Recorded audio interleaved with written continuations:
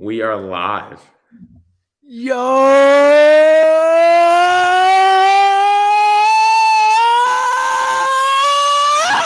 it is another edition of the High Hopes podcast. It is we won game 3 of the NLCS edition, Jack Fritz. Probably the most stressful baseball game we have watched in the playoffs. Really, I feel like since that first game against the Cardinals was the most stressed I've been tonight. The game was so freaking important, and Thompson obviously just goes for the kill, and all of us are losing our freaking minds. The Ranger decision, just over and over, and man, the way he managed that game made it so much more imperative that they won it. And thank freaking God, man, the synchronicity, the Sir Anthony 6-out save, the first since Tug McGraw, the same day, 42 years ago. Oh, I can breathe. Fritzy, how you doing? Well, never a doubt. First of all, I would just like to get that out of the way. Never doubted this team tonight at all. But in all seriousness, doubted them a lot. There was at no point did I really think that they were going to win that game. Like, I got to be completely honest. There was not, even when they were up by 2 runs, I was like, it feels like they're losing. I don't know how to explain that to everyone, but it kind of just feels like they're losing. So I'm really, really happy. And it's just like, that's a gutsy win. You know, that's a really gutsy win. I thought Schwarber obviously got them off to a good start, and Schwarber being able to do that, like having another postseason moment. You know, for the first 2 series, it was like, is Kyle Schwarber going to show up? You know, they paid him a lot of money to come in and be the heartbeat of this team, and he has been, which has been great. It's been amazing.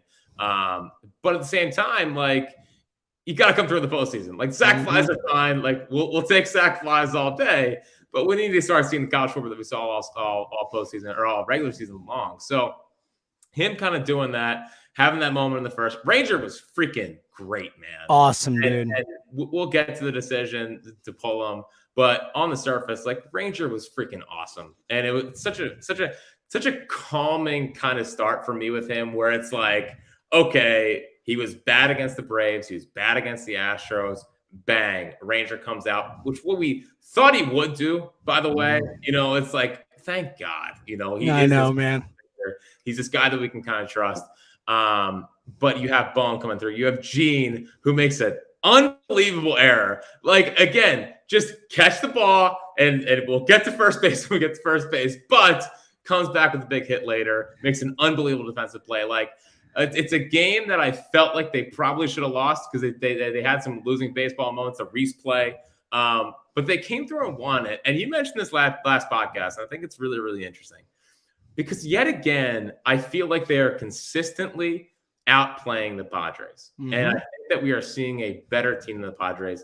And James, the thing that I leave tonight feeling the most happy about is that we have 2 more games at Citizens Bank Park.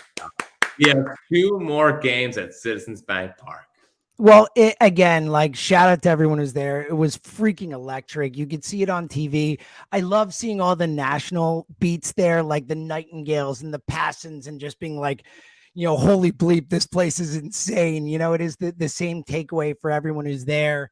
And man, for Gene, like you mentioned, and obviously you hear my voice, this is just going to be like the thing with podcasts now, is we yell during these games and we're podcasting every night. So, hey, we're going to lose our voices, but for Gene to have that, like, maybe the most all-time roller coaster of a game I ever remember from a player in a big spot, to have the error, like the all-time just miss the ball error. Like, dude, like, as you said, just catch the freaking baseball. And then to come back and get that hit and then get picked off right after and then make those defensive plays, especially that last one. I mean, that was I know the Castellanos catch, you know, we'll talk about just because of the shock of it, but that Gene play was the best defensive play we have seen a Philly make in the playoffs. Like, that was just a massive play. And to your point, dude, to my point from yesterday, I'm with you, man. Again, like, the Phillies flat out outplayed the Padres tonight. Even the runs the Padres scored were BS runs. Ranger was great. It was shift hits and errors and mistakes and bad defense, which, you know, as we know, has been a hallmark of this team, even in the wins, man. Seems like a trend. Seems like a trend. And somehow they're getting by with it. And again, like I said, I was watching the game with our good friend Brandon Lee Gouton and my buddy Tommy, who you met as well. And I said to them at one point in the game, I'm like, can every ball just be hit to center field?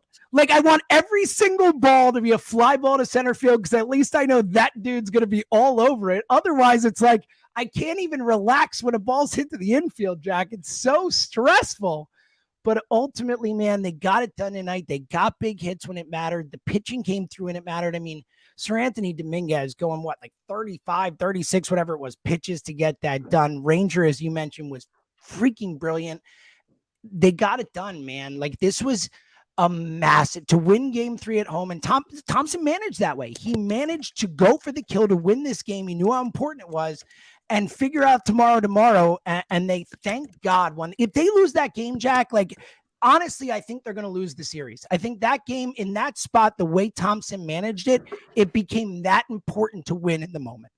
Yeah, and John Smoltz is very clear about that later in the game. Yeah, and he was right. He was right. Yeah, he was like, they're going for the kill tonight, and that's what Rob Thompson. That's been his MO, I think, since he's taken over. It's like, I'm going to go for the kill. I thought it was funny, like the first couple of days he took over, like he referred to relievers as kill shots, which I think is just like a funny way to describe the Major League Baseball relievers.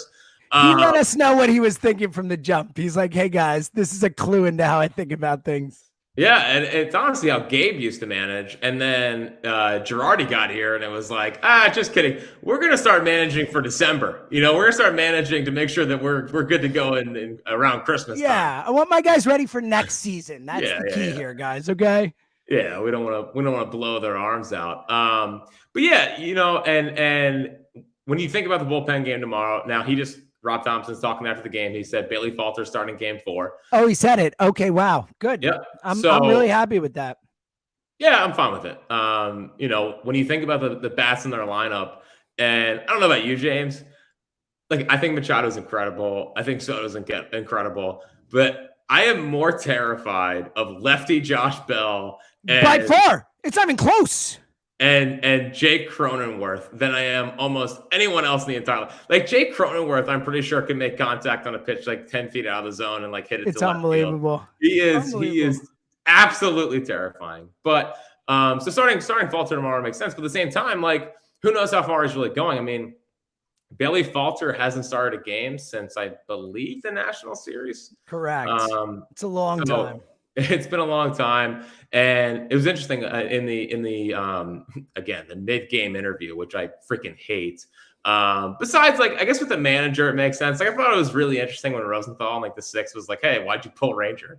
I know it's so weird having those in the moment, Yeah, but with the players, I think it's stupid. It's like, well, what were you thinking there on the home run? I don't know, hit it out of the ballpark. That's what I was thinking. But with the managers, that's a crucial decision in that game. Totally, dude. Totally. But one of the things that Thompson said was, Ranger hasn't pitched in 9 days or whatever, which I mean, that's not really true. I mean, he pitched Tuesday? So yeah, so it would have been. Oh, I guess. Yeah, no, he's right. Actually, 9 days. He's right. Never mind. Not big math guys on this podcast. I know people. As we know, all right. We all know neither of us have been great at math. Okay, thank you. Yeah, as I'm sure people are checking us out on YouTube. We're live. How about it? I'm looking at you. What a beautiful thing. You look great. I know. It's kind of weird because like I'm so used to the podcast where I'm not looking at you. Like we're both not really looking at the camera, but also like when I think I start looking up. Like I'm a look upper when I start thinking deeply, which is never a good idea. You never want to think too deeply. But yeah, so I guess it's been 9 days since Ranger pitched a game, so I think that factored into pulling him after 68 pitches. Well, if Ranger hasn't pitched in 9 days, then Bailey hasn't pitched in like 2.5 weeks. Yeah. So I guess it's just pretty much get him through one time through the lineup. But at the same time, like you used Eflin today. You tried to get Alvarado a second inning, and had he gotten Soto, like maybe they start stealing more outs, but he didn't get the Soto, so you have 2 innings of Seranthony, which is fine. Like it ultimately worked out, but that pretty much takes him out for tomorrow. I am very curious to see how tomorrow goes, and I wonder Like, obviously, if they get the lead, I think he goes for the kill. That's something that he's talked about a lot. But I wonder how much having Zach Wheeler in Game 5. Let's just go all out today, and we'll deal with Game 5 tomorrow. I don't think there's any question. I think that's what it was. And look, he's right in this situation. Again, you have to win it for it to be the right call. But when you look at this series, we came in, it's like such a cliche thing to say, but Game 3 is super freaking important. Like, this game mattered a lot at home for momentum for the series, especially coming off the way you blew that game last, Game 2. Like, it was a really important game tonight, and Thompson managed it that way. And I'm not going to criticize him for it. Like, I might criticize specific things. Like, I definitely would have given Ranger another inning. I absolutely would have. He was freaking dealing, and I get the idea that Machado and Drury are coming up, but man, like, I trusted Ranger in that spot. He was locked in, and I look at the 9 days as oh, he's fresh, rather than, oh, I gotta take him out.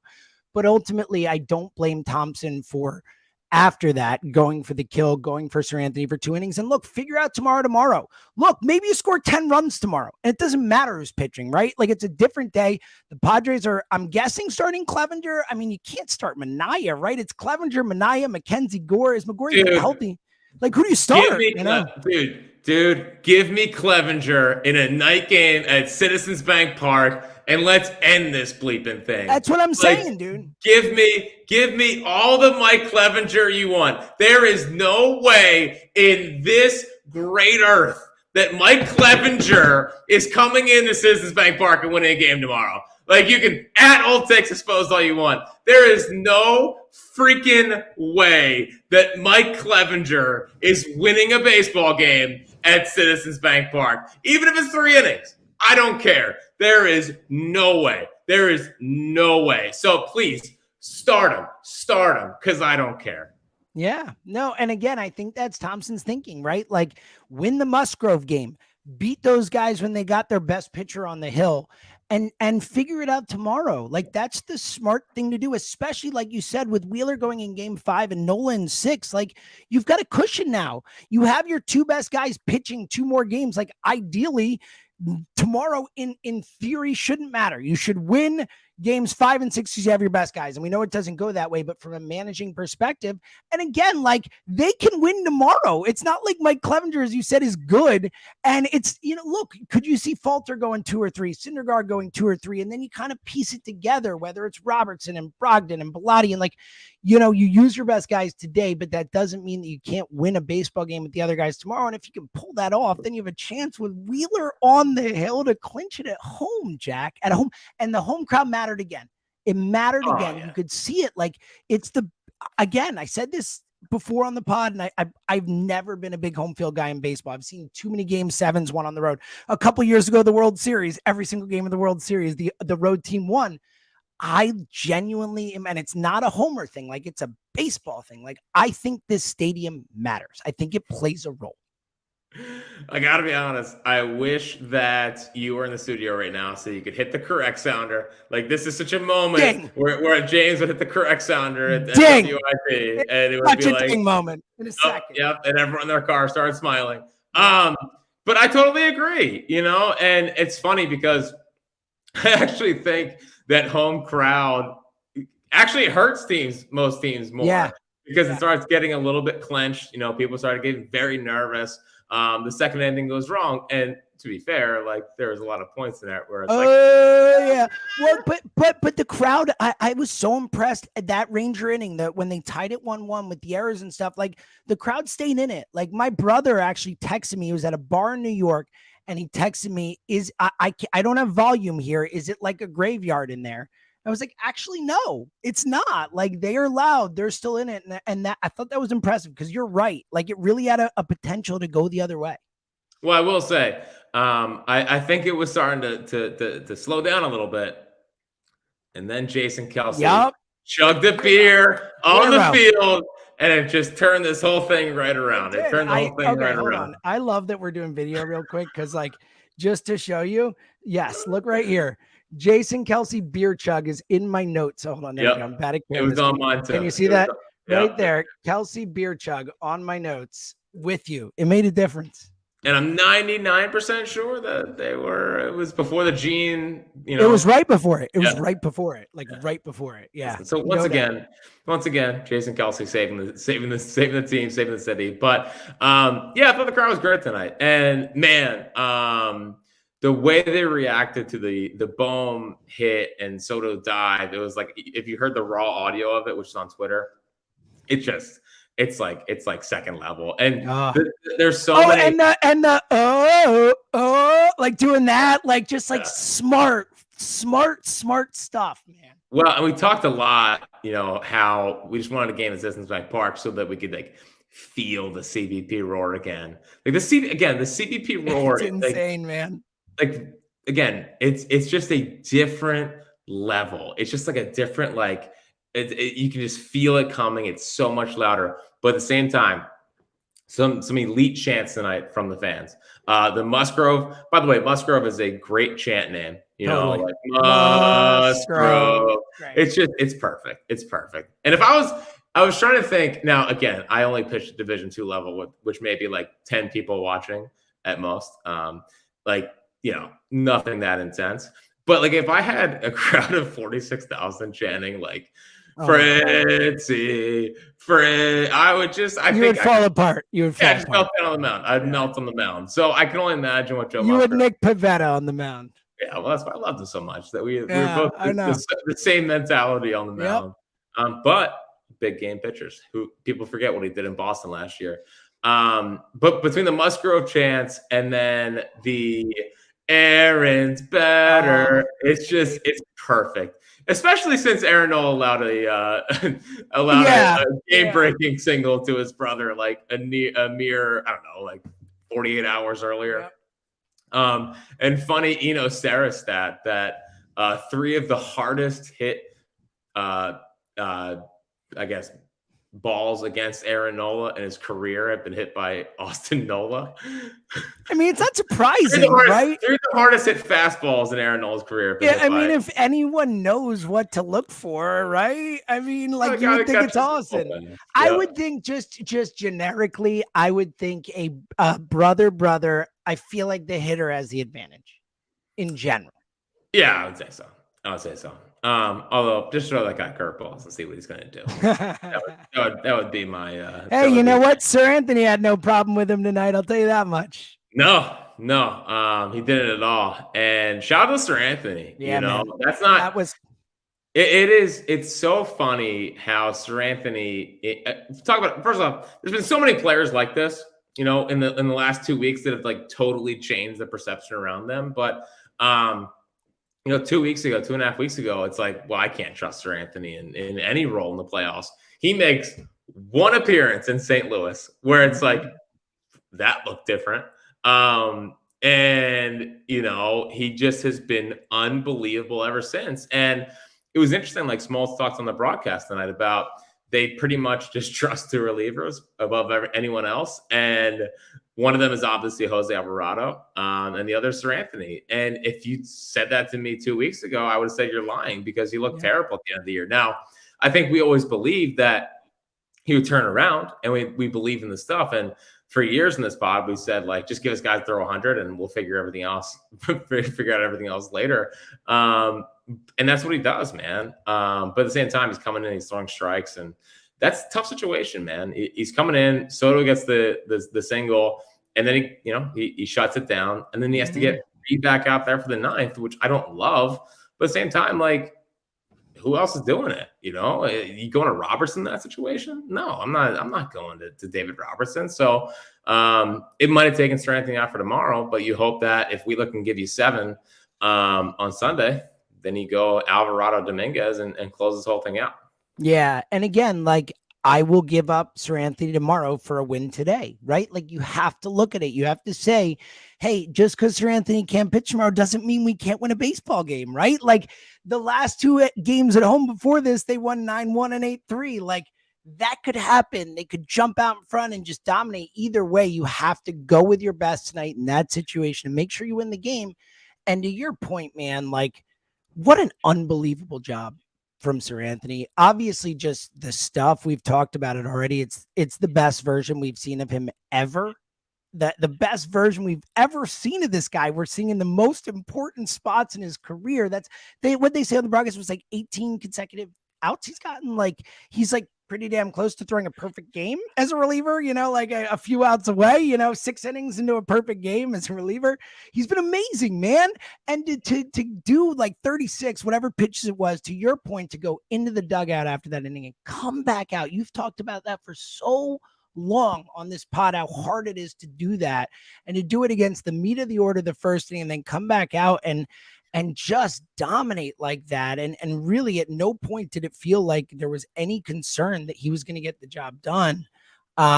It's so impressive. It's so impressive. And again, to do it, this is not a guy who's ever closed games he's never closed big games. He's never even closed big games, much less playoff games. And to have that kind of composure and ability in that spot is remarkable. I feel like we've been 19, 20 minutes into this podcast, and I feel like we haven't mentioned that the Phillies are 2 wins away from the World Series. Oh, buddy, it should have been the first thing we said. Well, I just want to make sure we keep bringing that one back. I want to make sure that about every 15 to 20 minutes we mention the Phillies are 2 wins away from going to the World Series. Wow, man! And there's like a game 3 at home, where man, like a lot of stars came out tonight. You had a lot of Sixers. You had Charlie there. Miles Teller hanging out, going nuts, no less.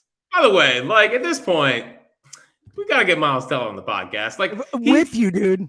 It seems like a high hopes guy. Like seems like a real fan, like an actual fan.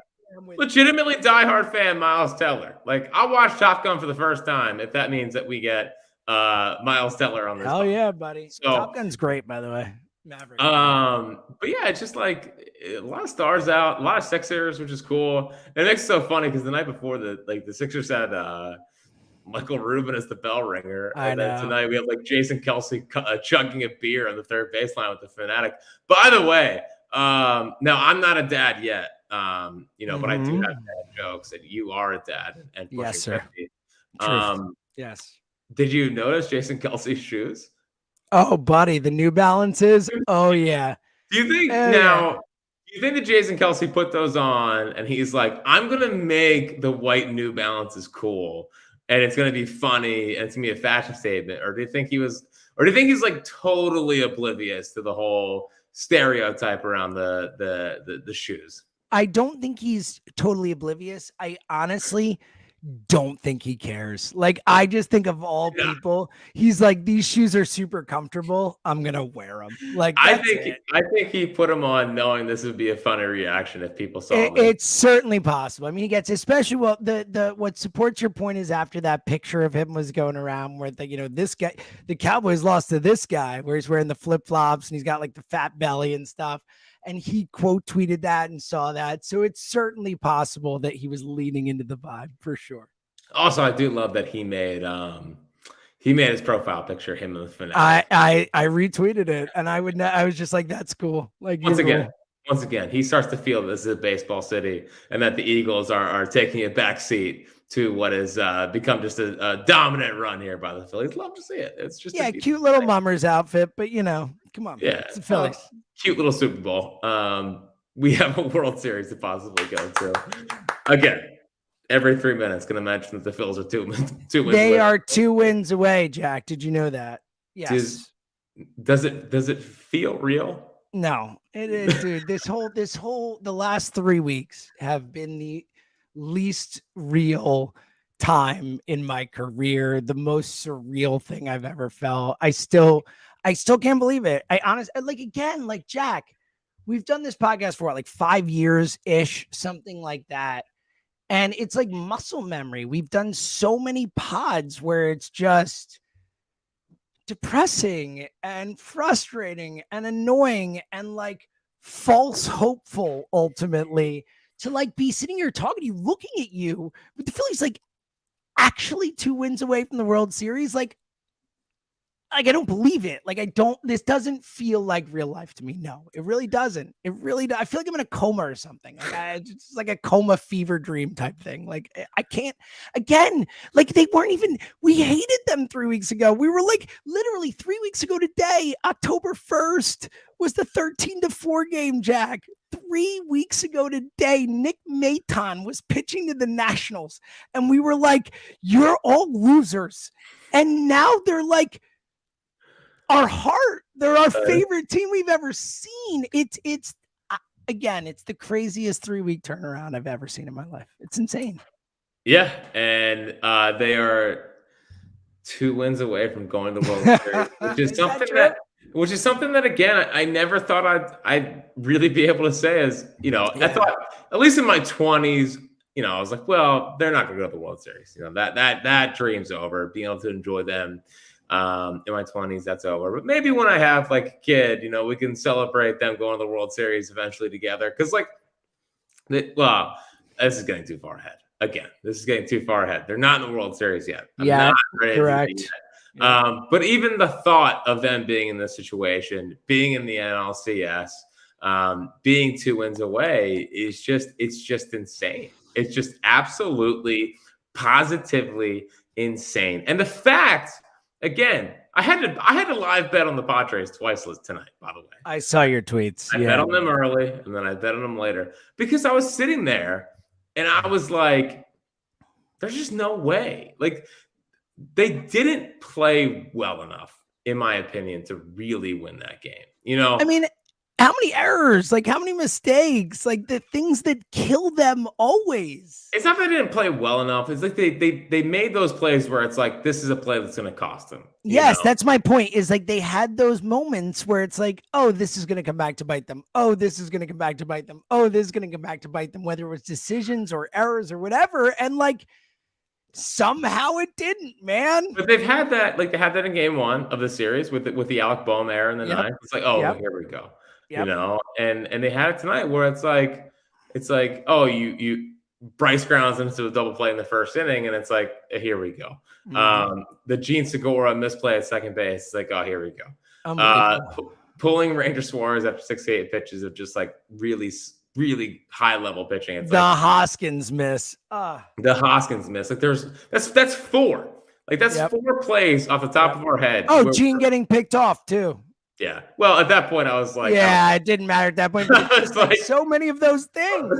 I was like, I don't care. Just get picked off all you want. Honestly, like you said a big hit. By the way, the bat spike is catching on everywhere. You know, love it. That. But yeah, there's just been there's like 5 plays again off the top of our head tonight where it's like, oh, that'll come back to bite them. Like, pulling Schwarber in the 7th for like I know they wanted to get defense. Totally, dude. Totally. I hated it in the moment. I hated it. Like, what happens later if that game gets tied up? You know, not again. Why are you pulling Schwarber and then you won't pull Castellanos? Dude, what the hell are we doing here? Why is Castellanos batting 5th, by the way? Like, I'm sorry. All right. We've spent so much time and like mental stress talking about Schwarber and Hoskins at the top of the lineup, and not a word is said about Castellanos batting. He should be batting freaking 9th. Start Veerling. We said at the start of the playoffs, I'm back there. Like, take a freaking pitch, Nick. Like, I know he got the hit late, and that run did matter and all that, but like, dude, do you have less faith in someone at the plate than Nick Castellanos? Bryson Stott is 10 times the hitter that Nick Castellanos is right now, and he's a freaking rookie playing in the playoffs. It's ridiculous, Jack. Well, I mean, Stotty had some good at bats tonight. Stotty, dude. Stotty. I mean, we were talking about a guy in his rookie year playing shortstop in the National League Championship Series, working professional at bats against Joe Musgrove, and playing great defense. None of it was his fault. Like he made the plays. Gene didn't catch it. You know, the other guys didn't make the plays with him. 100%. And, like working a good, by the way, I don't appreciate Tim Hill. Like, I'm just gonna get that out of the way. He's so annoying. Like I had to watch Pedro Feliciano ruin my early teenage years. And then I had to watch Javi Lopez ruin my 2010 season.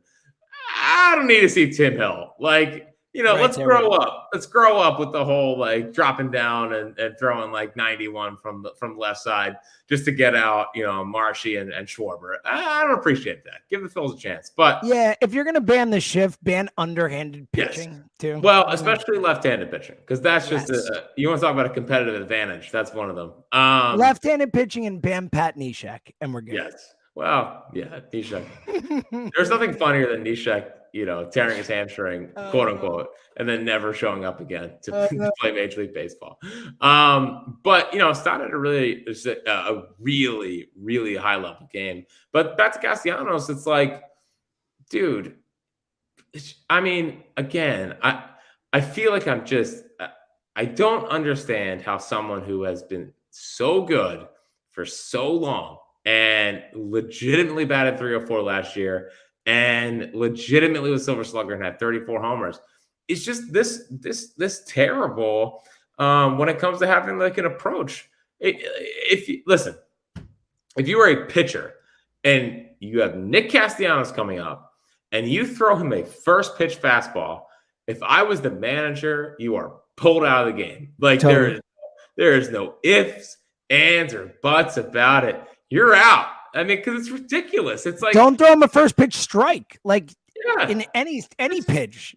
Throw him a slider. Throw him a curveball. Like whatever. He's gonna Jack. You could probably roll it to the plate, and he would swing. It's infuriating. And the double play again tonight, like just so uninspiring. I will say a nice hit late to have a rally. So good job by Nicky. We'll take it. But just like I think I would be able to handle him if he just didn't swing at pitches that started out of the strike zone. That's the thing that just drives me up a wall. It's not a strike. You don't have to swing at it. What's your plan? But a big hit late that led to Alec Bohm breaking the game open and making us feel that much better. Yeah, that extra run really was so important. And the game was just so stressful. And if it's a 1-run lead, someone's hitting a solo shot in the 9th. You just know it. Like that run really was important. But I'm going to credit Bohm for it because I don't want to give Nick any credit because he's so freaking frustrating to watch, to your point. Like, just don't swing, man. Just don't swing. Take a freaking pitch. Like, to your point, the approach thing. Like, it's one thing for him to just, fall off a cliff as a hitter. It's another thing to like forget how to hit. I get, people slump, people aren't seeing the ball, whatever, but like to just go up there with no approach, no plan, like that's what makes it frustrating. You've been in this game way too long to do that. Yeah, he has been, and he's been too good at it for too long. And I'm just wondering, like, which is more true?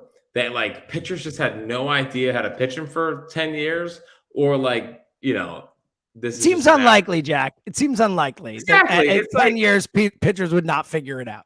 Yeah, like I think you'd figure out the trends on Nick Castellanos. Like, let's throw a slider first pitch. He's probably gonna swing it. Like, it gives me hope that this has been a bad year, but next year you can hopefully bounce back and be a good player for this team. But yeah, just weird. Again, he had the big hit late, but he was the last out in an inning. It seems like a very obvious situation where you can go in and get Dalton Guthrie into the game.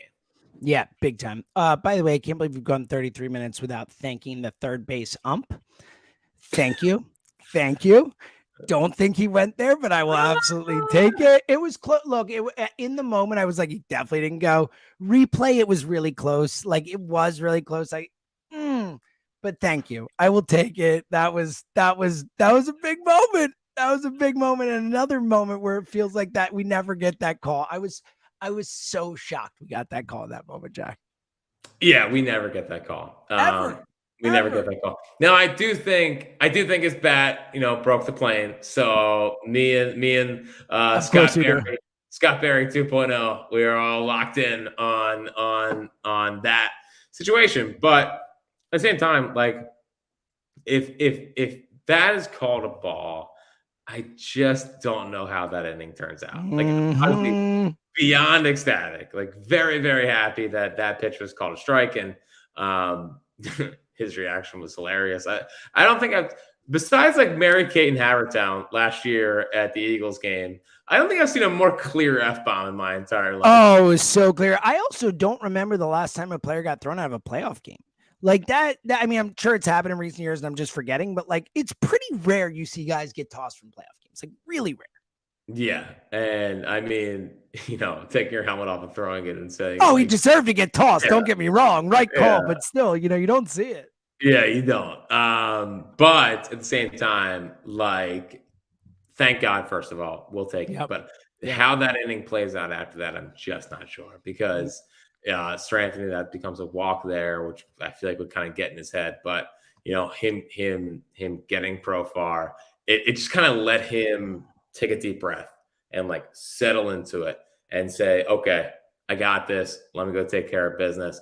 And since that moment, he really just kind of took over and was like back to being Sir Anthony. But much like the Bryce Harper double play in the first inning, it lets the pitcher off the hook a little bit. Had Bryce, deposited that ball into the seats and made me some money on FanDuel tonight. See, Schwarber homer over here, buddy. This guy. Yeah, well, I feel like you've been betting that every game. Had he done that. But, having the double play there, it really kind of let Musgrove off the hook, and he settled into a nice rhythm, until about the fifth, sixth, and they started getting to him. Now that they worked pretty good at bats all night, all night, dude. The first three hitters went full. Yep. So that was good. And, but yeah, like, I think they let him off the hook early, but Profar, with that reaction, with that call, kind of let Sir Anthony off the hook, and he was able to really settle down after that. And thank God, because again, had he let him on, then I feel like David Robertson's probably coming in that game, which is not something that I would have felt supremely confident in. I don't think any Phillies fan would have. All right, I want to spin it forward to tomorrow in a sec, but you got anything in the take bag before we look ahead to tomorrow? Before we get to tomorrow. Yeah, I mean, I have some stuff written down. Well, that's why I asked. I mean, at some point I gotta read the take bag. Trying to see how much we already went about. Yeah. So I have two. I've been doing this thing all postseason where it's like moments that I'm going to tell my grandkids about. Oh yeah, buddy. Because like maybe this is a too Negadelphia way to look at things, but I'm like, oh, there's my 1964 moment. Like I keep looking for my own 1964 moment or my own. It's been the last 5 years, Jack. Larry Boa, Davey Loeb's moment. I feel like I did have it in 2011. I will obviously never forget all of that, and maybe Aaron Nola blowing a 4-0 lead in the game two of the of the LCS will be that. But I was already preparing my speech to my future grandkids about Gene Segura dropping the baseball and an easy double play ball in a game 3 at home of the NLCS where he had them on the ropes. Now, at the same time, conversely, if I was a Padres fan, I will be telling my grandkids about Jurickson Profar. Oh, yeah, buddy. Not going around in that situation. Gold Glove finalist Juan Soto diving and missing for a baseball, among other issues. If you ever want to know why the Gold Glove is the most overrated thing, dumbest award in sports. Honestly, I think it's probably the dumbest award in sports. Like, what was it? Rafael Palmeiro won it at first base one year. He played like 15 games at first base. It was like a DH all year, and they just gave it to him. It's such a BS award. Well, it's the equivalent of pitcher wins of baseball awards. Like, it doesn't make any sense. And also, like, for some reason Ranger wasn't qualified for it, and like I know, by like a couple innings or an inning or whatever it was. Ridiculous. Yeah, it's ridiculous. Speaking of Ranger, I thought him going out and doing that in the first inning tonight was like massive. I know it's like ultimately so much stuff happened in this game tonight to where it's like we'll forget about it, but I thought Ranger going out and just looking utterly dominant and just going 1, 2, 3, letting the crowd settle into it. And it just paired so perfectly with a Schwarber home run to where it's like, okay, we got this. Now, ultimately, the game didn't turn out that way. So that was written in the idea that they were going to win like 1-0.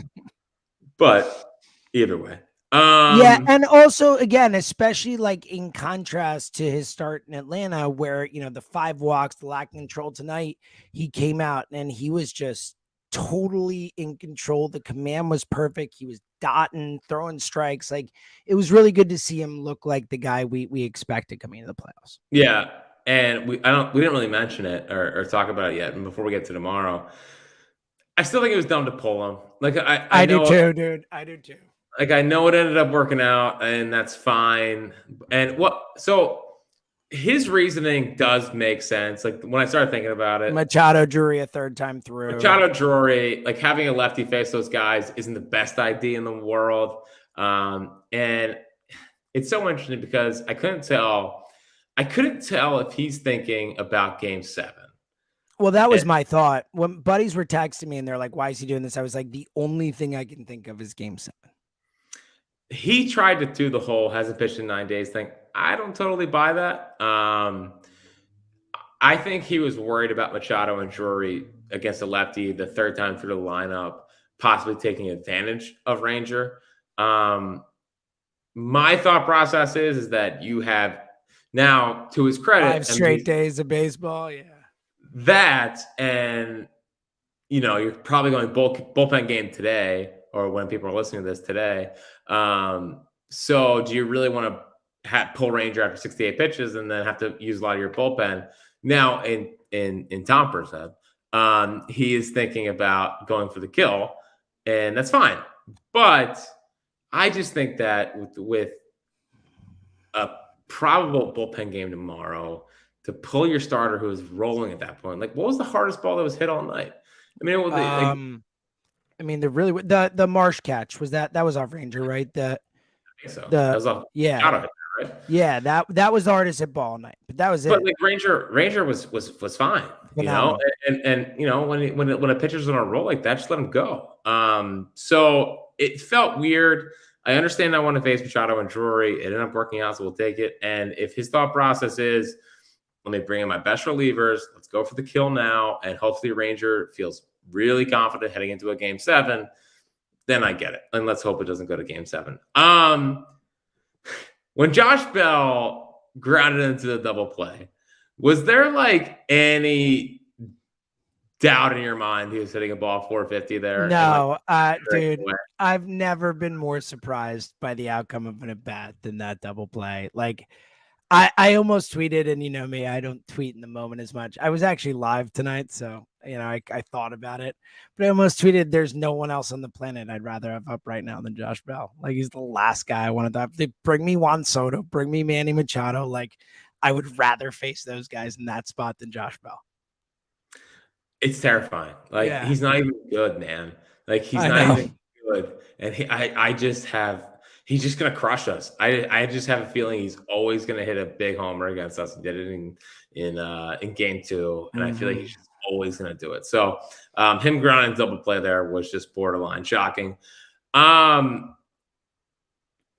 Gene Segura's game, I can't fully comprehend what we watched tonight from Gene Segura. Like 2 ridiculous diving catches, an inexcusable error at second base, getting picked off first base, and giving them the lead with an RBI, 2 RBI single with 2 outs, by the way. And by the way, what are you pitching to him there for? I know, it made no sense. God, I swear, like I could manage a baseball team to 100 wins. Like it's not rocket science.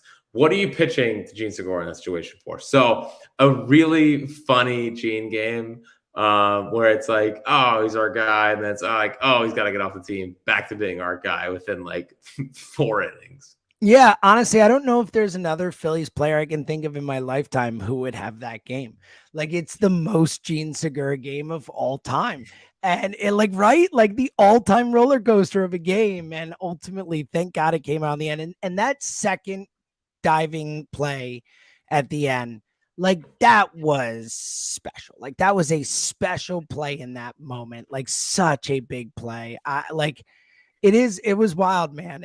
What a freaking run the full gamut of emotions twice over the course of the night for Gene Segura. It's crazy. And by the way, if you haven't heard it yet, the Francie call on that play is just insane. Great Francie call. I can imagine. I would like to fire. Now, listen, I'm not one that wants to see people lose their jobs. I'm very pro jobs, on this podcast. But It's true. Very true. whoever had the bright idea of flashing the Padres are 0 for 28. Oh my goodness! I'm so happy you brought this up, dude. Can we grow up? I mean, Dude, I already have to we deal were with losing our minds. I was like, "This is the worst thing that's happened all night tonight, right now in this moment." we already have to deal with Smoltzy and Joe Davis like openly rooting for the Padres to come back in the game. I mean, was there one story about a Philly tonight? It felt like all night long. It's like, well, here's Musgrove and here's this and here's that. It's like, my God, I'm generally not like a rant against the broadcasters guy because I think they try to call it down the middle. But it's like, holy cow, man. Can I get a one story about the Phillies? Like, I feel like I'm watching a Padres home broadcast. Over 28 heading into the ninth was just, I was sitting there and I'm like, do I need a live bet on the Padres again? Yep. I mean, seriously, it felt like one of those moments where it's like they're going to 100% blow this game. And had Jerks and Profar been called, not for strike three in that situation, who knows how that inning plays out, and who knows that Fox guy still has a job. Jack, I couldn't agree more. Like, honestly, I was ready to he was enemy number one in Philadelphia. I literally said that exact words to Tommy and BLG when that graphic came up. I was like, this is the single worst thing that has happened tonight. That's how I felt. Yeah, it was egregious. It was egregious. Can you think about the fans for one time? Like, why is it always got to be, let's slant it in the Padres way to make sure that they get what they want? Don't you want the Phillies to advance further? You look at the ratings, buddy. Have you seen the ratings? Highest ratings in a division series since 2017. What do you think changed? What do you think changed? Maybe getting the Phillies in it. So enough with the Padres slant, and let's get some things going back in our favor, okay? It's a good take by you. That's all I got to take back, buddy. See, look at that. All right, let's spin it to tomorrow or today. It is officially today now. I don't care. It doesn't feel like it, pal. It really doesn't. It's 12:03. Again, sorry, I think I missed our quota here. And I don't know if we're going to be able to do one of these live again. The Phils are 2 wins away from the World Series. You're right, buddy. We got to do it more. We got to keep it in there. All right, tomorrow. The decision to go with Falter, obviously you mentioned before, I've been shocked that it felt like he hasn't even been there this entire playoffs. Like, I think he's warmed up once, maybe. Like, it's so strange. We expected him in game 4 against the Braves. Obviously went Syndergaard, but he's going tomorrow, and we wanted him to start game 4 against the Braves, or at least, we trusted him more than we've trusted those other guys, but hasn't pitched in a while. Big spot. How do you feel about Falter? And what are you expecting from I'm assuming it'll be Falter and Syndergaard as a piggyback in some order. I guess Gibson is a, terrifying option as well. What are you expecting more from Falter and then from the sequencing of the pitchers, if you had to guess? So first off, I would hope that he is throwing bullpens in between. Yeah. I meant on the TV. We have not. I'm sure he's picked up a baseball and thrown it. Yes. But at the same time, they pulled Ranger today because apparently they believe he hasn't pitched in 9 days. So, they didn't believe he could pitch more than 70 pitches in the game. I have felt for a while that Bailey was a guy that I could trust in a moment. I didn't think that things were going to get too big for him. I thought he'd just be able to come in and do a job. The only thing that gave me cause for pause for that is his last start against the Braves. It was a big start at home, and he just kind of didn't have it. And the funny part about when I watch Bailey Falter is that I feel like he's one of those guys where first inning, he's going to struggle. He's going to walk 2 guys, and he got to just kind of hope he gets out of it, because then I think he gets on a roll. But it's the postseason. So you can't totally just be like, oh, Bailey will figure it out and he'll give us 6 innings, because you don't know. You have to trust your guys, that get the job done. But at the same time, that's not the moment that I want you coming out and walking guys. There's a lot of starts this year where it felt like first and second, no outs with Bailey Falter in the first inning. And it's like, oh my gosh, it's going to be a disaster. And then he ends up getting out of it or ends up only allowing a run. So, I have felt for a while that he's going to be a good big game pitcher, a guy that can come in and do a job. And that doesn't really waver heading into tomorrow. I thought Syndergaard was really good against the Braves. I probably would have started him again. Me too. Me too. Just from the standpoint of has done it before. He was good last time out. He has a ton of rest, so he's very, very, very rested. But at the same time, give Bailey a shot, and see what we got here, and see if he can give you 4 or 5 innings and turn things over to the bullpen and give us a commanding 3-1 lead in the National League Championship Series. Yeah, well, you might not know this, Jack. Phillies are 2 wins away from the World Series. That's not possible. Not at all. So, it's a fact, Jack. Overall take, I trust Bailey heading into tomorrow because I've trusted these guys all year long. I trusted Ranger heading into today. I trusted Bailey throughout a lot of this season, and I trust him tomorrow. I think it's gonna be great. Yeah, well, he's been one of those guys, we trusted him from a makeup perspective coming in. He seems like one of those guys, kind of, not quite to the level of Ranger, but someone who, is similar. Kind of just seems chill and nothing kind of gets to him, there could be chaos around him and he's just the same dude. So I'm excited to see him in this spot tomorrow. And, I'm sure Syndergaard will be ready if he runs into any trouble and all that. But man, if they win tomorrow, Jack, or today, whatever, we're going for a clincher at home with Wheeler on the hill, man. Buddy, deep breaths, pal. Deep breaths. Well, and I don't want to do this, but I feel like I have to do this. But wouldn't it be so Phillies to win tomorrow and then lose the Wheeler start? Of course it would. Yes. That's actually the most Phillies outcome possible. You're absolutely correct. Well, let me go full prediction mode here. Mm-hmm. I don't think they clinch at home. I didn't come in either. And if they do, it's going to be a freaking party on Sunday down at the ballpark.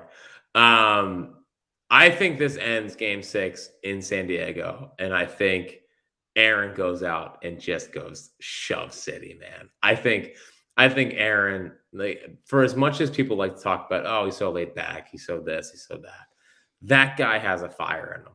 And I think that, first off, he's got to hear about the stupid Austin Nola, for the last couple of days and how he got a hit off him.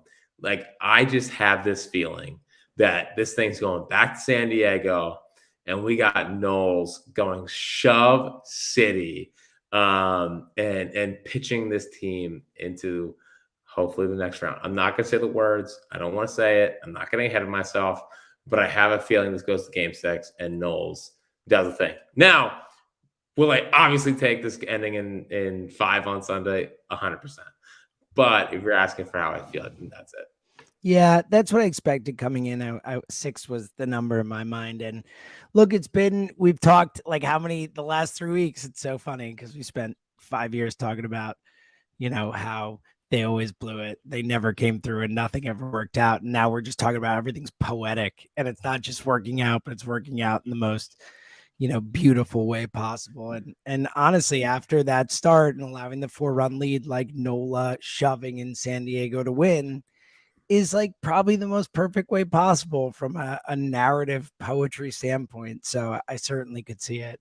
But hey, I do think if they can win tomorrow, I wouldn't want to be the Padres down 3-1 with Wheeler on the hill at CBP. That's all I'm saying. Yeah. I mean, that's the one thing that could change this whole thing is Citizens Bank Park just turns into a freaking party. And 3-0, Jack. 3-0, buddy. And they just end it, and the players, by the way, they so clearly play off the momentum from the crowd. It's a beautiful thing. It's clear. And I think if they sense blood in the water with a chance to end it at home, you probably get a different level of an inspiration coming out there. And don't you just have the feel that Wheeler puts on like a Doc Day from last year and just does it? You're starting to make me a believer, buddy. You really are. You're really starting to make me a believer in possibly clinching this in 5. But again, Do not want to get ahead of myself. Do not want to get ahead of myself. All right. We'll be back tomorrow. I will not talk for the next 24 hours so that my voice is not as bad tomorrow. It's not, but I'm going to try my best because I'm on fumes here with the voice, but I'm bringing it. Fritzy, final thoughts, my friend, as we are already in the day where the next game is going to happen.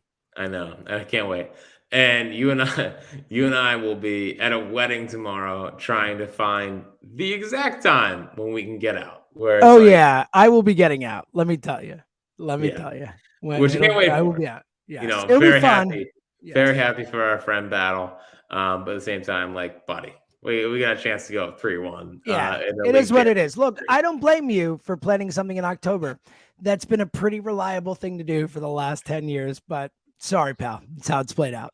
Well, and credit to our good friend Battle. He did it during the Eagles bye week, you know? He was thinking. Yeah, exactly. He was trying. Who knew? For a Bills fan.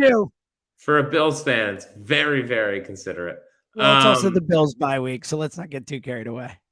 Oh, it's even better point. That's an even better point. I guess that's why you do the guest line. Yes, exactly. My final thought, James, and I don't know if you've thought about this. Now, the only way this works is if the Yankees figure their stuff out. By the way, like, I want the Yankees. Bring me the desperately. Badly.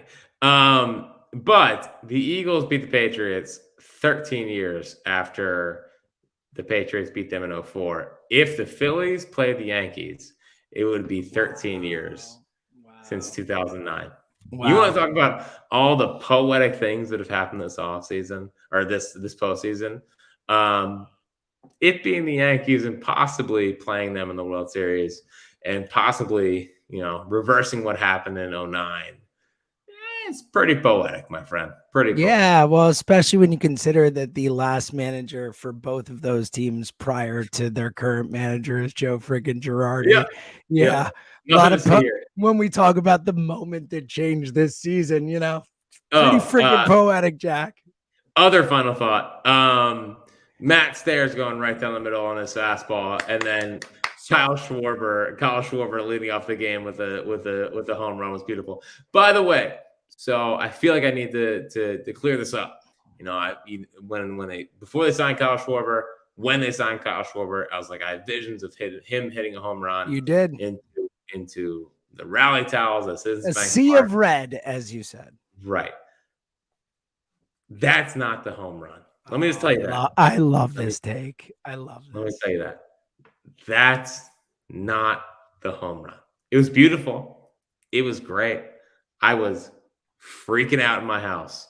But be aware, because that's not the home run. That's my final thought. That is one of the best final thoughts in the history of this podcast. My final thought, I think we all know what's coming here. The Phillies are 2 wins away from the World Series. He's Fritz and Seltzer.